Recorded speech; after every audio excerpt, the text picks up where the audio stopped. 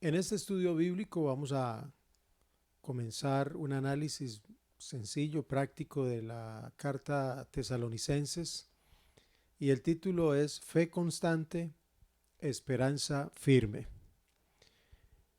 El propósito es avivar y enfatizar la expectativa de nuestro traslado, del arrebatamiento de la iglesia, de manera que podamos fortalecer nuestra fe y avivar o afirmar la esperanza de la vida eterna. Les invito entonces para que durante estos días, en el que tal vez tenemos un poco más de tiempo, podamos seguir este estudio bíblico para nuestra edificación personal espiritual. Vamos a leer 1 Tesalonicenses, el capítulo 1, versos 1 al 4. Te invito para que busques tu Biblia. 1 Tesalonicenses, el capítulo 1, versos 1 al 4. Pablo, Silvano y Timoteo a la iglesia de los tesalonicenses en Dios Padre y en el Señor Jesucristo, gracia y paz sean a vosotros de Dios nuestro Padre y del Señor Jesucristo. Damos siempre gracias a Dios por todos vosotros, haciendo memoria de vosotros en nuestras oraciones, acordándonos sin cesar delante del Dios y Padre nuestro de la obra de vuestra fe, del trabajo de vuestro amor y de vuestra constancia en la esperanza en nuestro Señor Jesucristo, porque conocemos, hermanos amados de Dios, vuestra elección. Fe constante y esperanza firme. Los primeros cristianos vivían siempre con la expectativa del regreso de Cristo. Por lo tanto, al pasar el tiempo, su fe y esperanza se veían confrontadas al ver que tal promesa, que tal acontecimiento no llegaba a su cumplimiento. Aunque han pasado un poco más de 2000 años de esa promesa, los creyentes en Cristo no podemos dejar de mantener nuestra expectativa de nuestra reunión con Él y verle tal como Él es. Miremos algunos aspectos preliminares de la primera carta que Pablo le escribió a los tesalonicenses. Esta carta fue escrita en el segundo de los 3 viajes misioneros que realizó el apóstol con el propósito de corregir, animar y enseñar a la iglesia en esa ciudad. El de Tesalonicenses, es tal vez uno de los primeros escritos de Pablo. Tal vez haya sido la primera carta que el apóstol haya escrito. En esta carta no sobresalen profundidades teológicas, más bien Pablo actúa como un consejero pastoral, como un maestro y también como un profeta, y escribe esta carta muy sentimental, es decir, viene del profundo del corazón de Pablo y exterioriza gratitud a Dios, gratitud a los hermanos y les anima en la esperanza en el Señor, exhortándoles a vivir de tal manera que ejemplifiquen la ética cristiana. Tesalónica era una ciudad de mucho comercio, era una ciudad estratégica, estaba rodeada de tierras fértiles que proveían productos agrícolas para el comercio y además era un puerto natural de gran actividad marítima en el mar Egeo. Se trata entonces de una ciudad con una ubicación estratégica para promover el evangelio, para la expansión del evangelio. Era muy importante la obra que estaba realizando el apóstol, por lo tanto escribe esta carta para animar y afirmar a los hermanos. Pablo estuvo durante casi un mes enseñando la palabra del Señor allí y fue un trabajo muy fructífero, aunque poco tiempo, fue un trabajo muy fructífero el que el Espíritu de Dios le permitió realizar al apóstol, porque muchos hermanos, muchas personas, y dicen mujeres principales, creyeron. Hechos de los Apóstoles, el capítulo 17, versos 1 al 4, nos da el contexto histórico. En capítulos 16, 17 y 18 de los Hechos nos da el contexto histórico de Tesalonicenses. Dice: después de pasar por Anfípolis y Apolonia, llegaron a Tesalónica, donde había una sinagoga judía. Pablo fue entonces a la sinagoga como era su costumbre, y durante 3 días de reposo, casi un mes, 3 sábados, debatió con ellos. Con base en las escrituras les aclaró y explicó que era necesario que Cristo padeciera y resucitara de los muertos. Les decía: Jesús, a quien yo les anuncio, es el Cristo. Algunos de ellos creyeron y se unieron a Pablo y a Silas, lo mismo que muchos griegos, puede ser judíos helenistas, judíos que habían crecido en esas tierras, griegos piadosos y numerosas mujeres nobles. Quiere decir que Dios respaldó en gran manera el trabajo de la predicación del apóstol en esa ciudad. Como dato sobresaliente en nuestro contexto, lo que estamos viviendo hoy en día por causa de la amenaza y de la pandemia del COVID-19, la iglesia en Tesalónica probablemente se reunió en la casa de Jasón u otro hermano, ya que la costumbre cristiana primitiva era precisamente esa: reunirse en casas. No es extraño para la historia de la iglesia lo que nos está aconteciendo ahora, no es extraño. Tal vez la diferencia y la gran ventaja es que podemos ser guiados por el pastor, por el predicador, a través de este medio, y todos reunidos poder recibir la misma palabra, pero así nació la iglesia, y creo yo, sin equivocarme, por lo menos 3, casi 4 siglos, la iglesia estuvo reuniéndose en las casas, y así sucedía en la ciudad de Tesalónica. Los tesalonicenses perseveraban, ellos tenían esta característica que Pablo resalta: perseveraban en el amor, en la fe y la esperanza. Amor, fe y esperanza.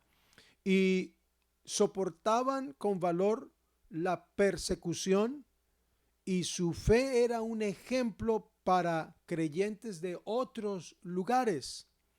Ellos mantenían una fe firme específicamente en la venida del Señor, como motivante para ellos, motivante para vivir mejor, así como para vivir de acuerdo con las demandas y exigencias que se derivan de este acontecimiento, del arrebatamiento de la iglesia. El tema principal en Primera Tesalonicenses, como también prácticamente lo es el de la segunda carta, es el regreso de Cristo. Enfáticamente ellos esperaban el recogimiento de la iglesia, y ese es el tema principal que Pablo toca. Pero de este tema se desprenden 4 tópicos. Primero, ahí vamos a mirar el primero dentro del tema central. Pablo quería confirmar los nuevos convertidos en las verdades fundamentales que habían aprendido. Por eso escribe esta carta: confirmar a los nuevos convertidos de lo que ya él les había enseñado. Pablo aprovechó muy bien el tiempo, no solamente les predicó el evangelio, sino que, según parece, pudo abordar ciertas enseñanzas doctrinales, como por ejemplo el regreso de Cristo. El segundo tópico dentro del tema central es que Pablo quería exhortarlos a una vida personal de santidad agradable al Señor. Como tercera medida, Pablo se proponía consolar a los hermanos por aquellos que habían muerto. Parece que los hermanos en Tesalónica se sentían tristes, en Tesalónica se sentían tristes porque pensaban que los que habían muerto no iban a participar del arrebatamiento de la iglesia. Entonces Pablo quiere consolarlos. Y número 4, Pablo quiere instruirlos sobre la esperanza que tenían del regreso del Señor. Este es el tema principal y se desprenden estas 4 ramas para explicar, para hablar, para confirmar a los hermanos en cuanto a la enseñanza bíblica y la promesa del Señor para venir por la iglesia. Entonces la carta contiene un saludo de bendición. Si usted nota el saludo, Pablo, Silvano y Timoteo. Entonces Pablo como líder escribe primero, pero está hablando de Silvano y Timoteo, que fueron hermanos ministros que le ayudaron a él en la tarea de pastorear la iglesia en ese lugar. Dice: gracia y paz sean a vosotros. Este es un saludo que contiene una gran bendición. 2 elementos, 2 ingredientes muy importantes. Gracia, la gracia de Dios, el favor de Dios, el poder de Dios materializado en Cristo, y paz. Paz para los hermanos, la paz del Señor. Y entonces, después de ese saludo de bendición, resalta Pablo el hecho de que él siempre está orando por los hermanos allí y le da gracias a Dios. El motivo de gozo y de la oración por los hermanos es que había recibido de parte de Timoteo una buena noticia de que la iglesia estaba demostrando su fe, su amor y su esperanza, a pesar de que había persecución y que algunos hermanos estaban tristes y pensando en esto de la venida del Señor. Ellos permanecían en la fe, demostraban su amor y mantenían su esperanza, y eso le produjo un gran gozo a Pablo, por lo cual dice: damos siempre gracias a Dios por vosotros, haciendo memoria de vosotros en nuestras oraciones. Y entonces habla de la fe, la esperanza de ellos, el amor. Y estas 3 palabras, fe, amor, esperanza, están intrínsecamente ligadas a la dependencia a Dios. Miremos el verso 3. Dice Pablo: me gozo, me agrada orar por ustedes y doy gracias a Dios por ustedes. Y especifica por qué. Dice: acordándonos sin cesar delante del Dios y Padre nuestro de la obra de vuestra fe, del trabajo de la obra de vuestra fe, del trabajo de vuestro amor y de vuestra constancia en la esperanza en nuestro Señor Jesucristo. Analicemos rápidamente estas 3 características como parte introductoria del estudio que estamos comenzando de esta carta. Estas 3 características: fe, esperanza y amor. ¿Por qué Pablo resalta esto? Porque son 3 características muy importantes para el cristiano en cualquier situación, en cualquier circunstancia en que nos encontremos. Debemos guardar estas 3 cosas. No podemos permitir que nuestra fe se debilite, que nuestro amor se disuelva, y no podemos perder la esperanza. La fe, específicamente Pablo habla de la obra de la fe.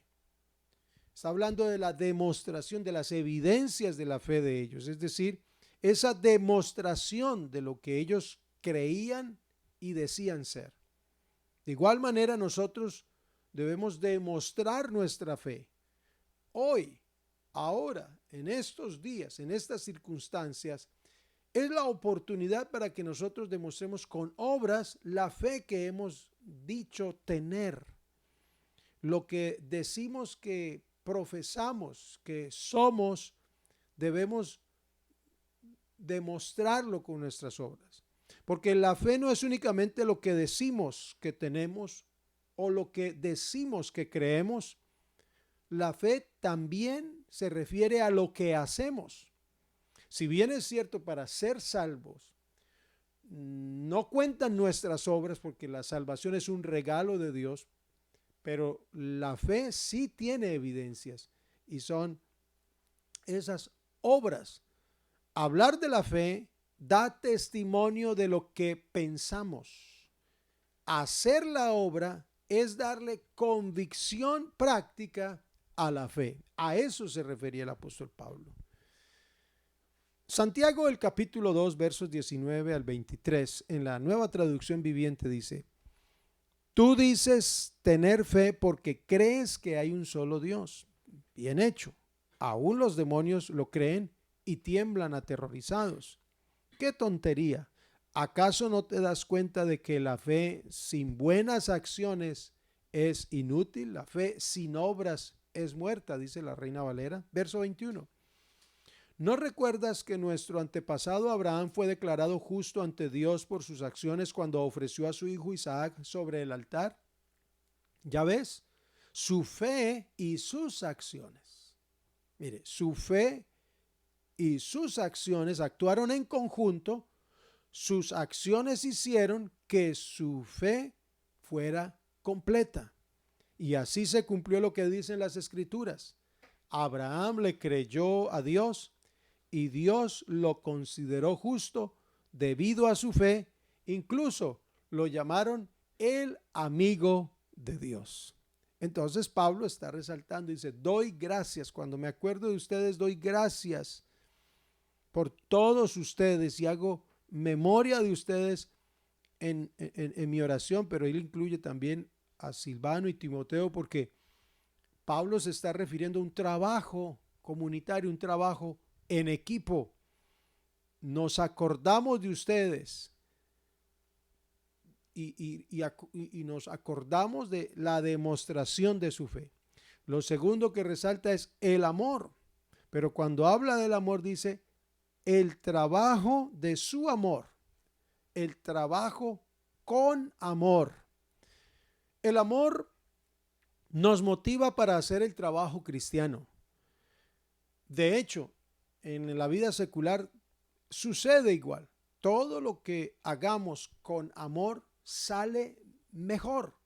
¿Cuánto más en el trabajo cristiano? El trabajo prueba la fuerza de nuestro amor. Y se refiere a un amor que se ve. No tanto un amor que se dice, sino un amor que se demuestra. Se trata de una obra concreta en bien del otro y también implica sacrificio y esfuerzo. Amar no es fácil, implica esfuerzo y negación. Para amar a Dios se requiere ese sacrificio, renunciar a uno mismo y seguirlo a Él, porque nadie puede amar a dos señores. Por eso Él dice: amarás al Señor tu Dios con todo tu corazón, con toda tu alma, con toda tu mente, con todas tus fuerzas. Y hay momentos en que se hace complicado, que se hace difícil, porque no podemos negarnos, bien sea a nuestras ocupaciones, a nuestras aspiraciones, a nuestras opiniones, a nuestros gustos.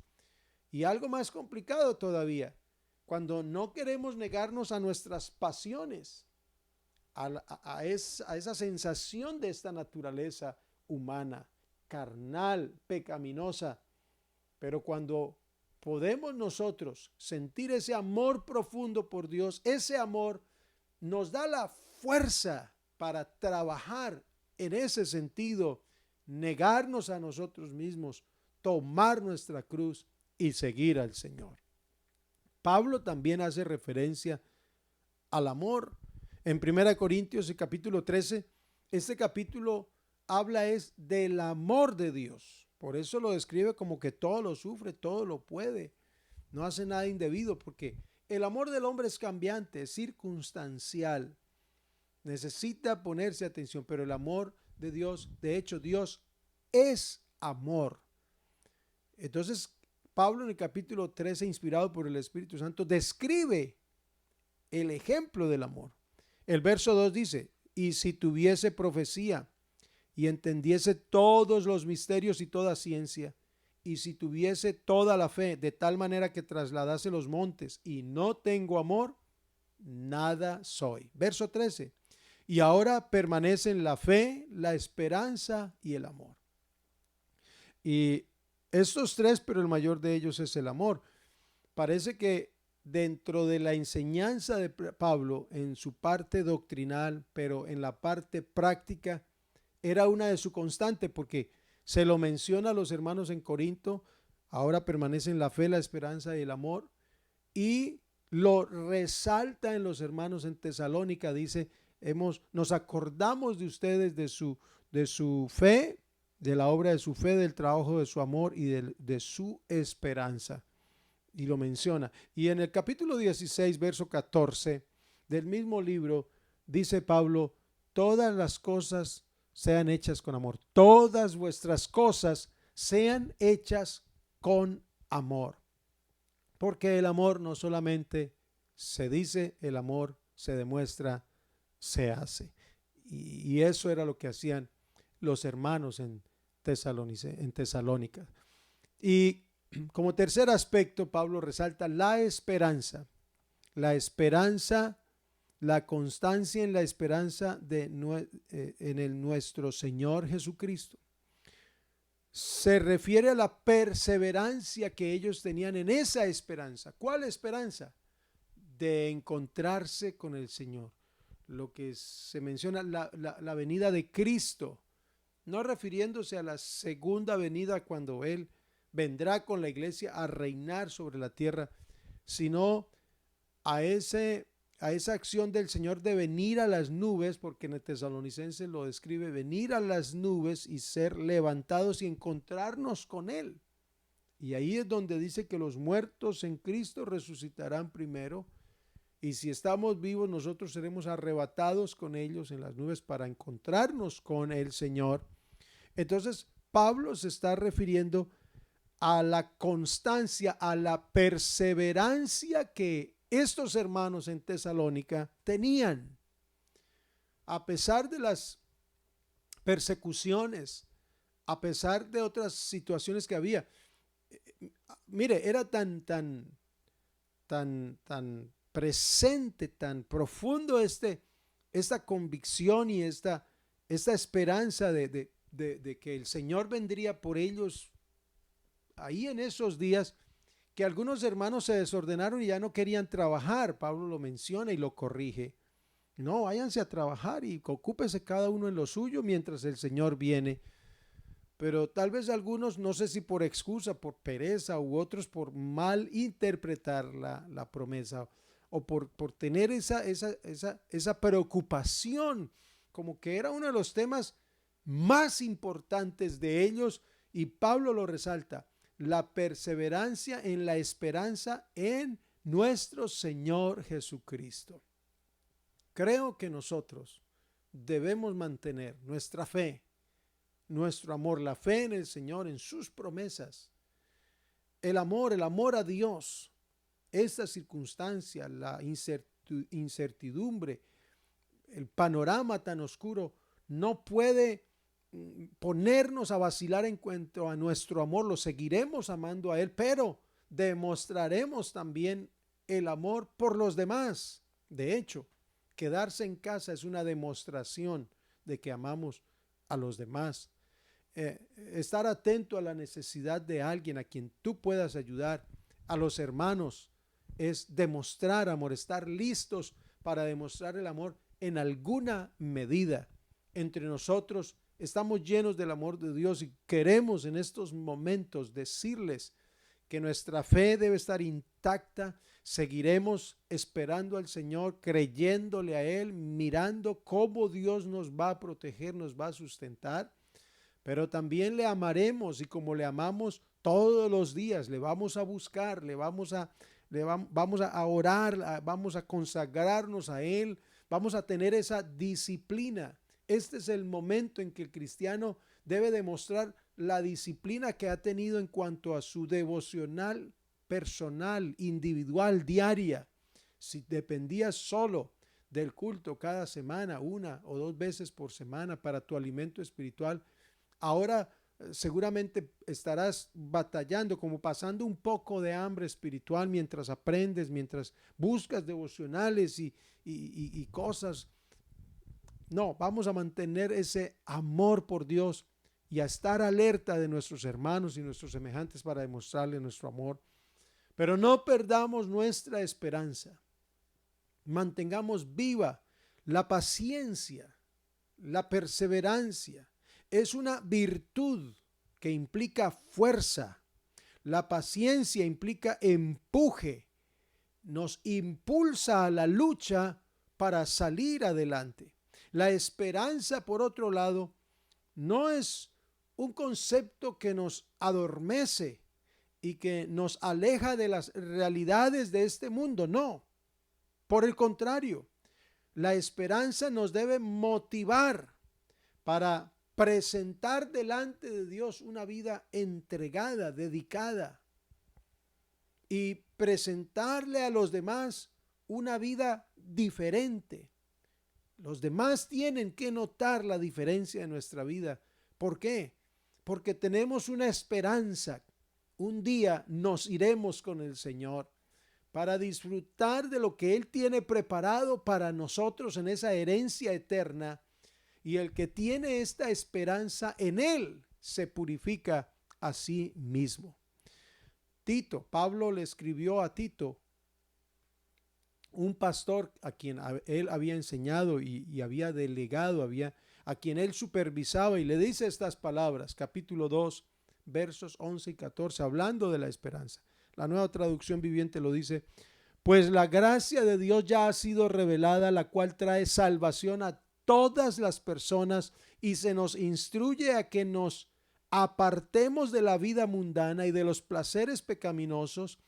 En este mundo maligno debemos vivir con sabiduría, justicia y devoción a Dios, mientras anhelamos con esperanza, aguardando la esperanza bienaventurada. Dice, mientras anhelamos con esperanza, anhelo, esperanza. ¿Qué es lo que anhelamos? ¿Qué es lo que esperamos con ansias? Ese día maravilloso en que se revele la gloria de nuestro gran Dios y Salvador Jesucristo. Él dio su vida para liberarnos de toda clase de pecado, para limpiarnos y para hacernos su pueblo, totalmente comprometidos a hacer buenas acciones, celosos de buenas obras. Si ya no estamos trabajando, no vamos al templo, no estamos en el esparcimiento, estamos adentro en la casa, tal vez te habrás dado cuenta que aunque estés en la casa, a veces esta naturaleza quiere surgir. No tienes contacto externo y seguramente tienes tentaciones, tienes ciertas pasiones de cualquiera índole. Pues entonces es el momento de mantener nuestra fe, nuestro amor y nuestra esperanza, porque en cualquier momento puede el Señor venir por nosotros. Y si no viniera otra, superamos esta crisis, el mundo sigue unos cuantos años más. La palabra de Dios, el cielo y la tierra pasará, pero mis palabras no pasarán, dijo el Señor Jesucristo. Nosotros debemos mantener esta esperanza, y el tiempo que nos quede por vivir, vivámoslo con nuestra fe, con nuestro amor, pero con esta esperanza, esta perseverancia en esta esperanza, la cual nos motivará a una buena ética cristiana, a un buen comportamiento, al servicio a Dios, a la consagración a Dios. No solamente estar consagrados y pendientes ahora, y ay Señor, y después que pase todo y volvamos a la normalidad, otra vez al afán, y dejamos al Señor por allá tirado en un rincón cuando nos quede tiempo. No, yo creo que esto nos debe dar una lección, nos debe alimentar. Lo que debemos aprovechar ahora es alimentarnos espiritualmente, leer la palabra, oír la palabra, buscar, orar al Señor, meditar, disfrutar de la familia, poder destensionarnos de ese estrés, de esa presión. Lo demás Dios va a proveer. La iglesia está lista para extender una mano para ayudar. Dios va a proveer, Dios va a enviar un cuerpo, de alguna manera Él va a enviar el maná. Pero ahora aprovechemos este tiempo para avivar nuestra fe, nuestro amor y nuestra esperanza, esa esperanza bienaventurada de la manifestación de nuestro gran Dios y Salvador Jesucristo. Vemos entonces la intención del apóstol Pablo: brindar fuerza, transmitir ánimo a los hermanos en aquel tiempo, pero no solamente para ellos, sino que el Espíritu de Dios permitió que esas palabras se registraran y quedaran ahora impresas para nosotros, palabras de ánimo, palabras de fuerza que nos impulsan a mantener nuestra fe. Vamos a demostrar nuestra fe, vamos a seguir demostrando nuestro amor, pero por sobre todo vamos a seguir perseverando en esta esperanza de que un día el Señor vendrá por nosotros.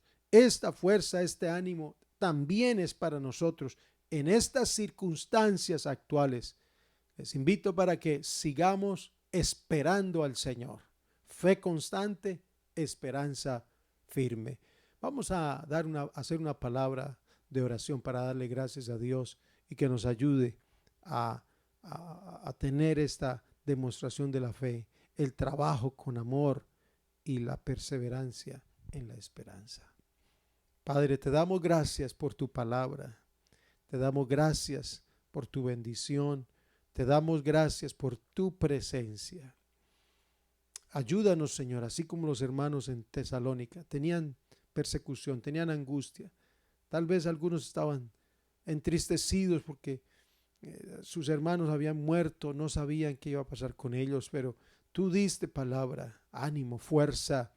Nosotros hoy en día necesitamos esa presencia tuya que nos fortalezca, esa provisión espiritual, emocional, también la provisión física y material, pero mantendremos nuestra fe, nuestro amor y nuestra esperanza porque tú eres fiel. En tu nombre, Jesús. Amén. Que el Señor Jesucristo les bendiga.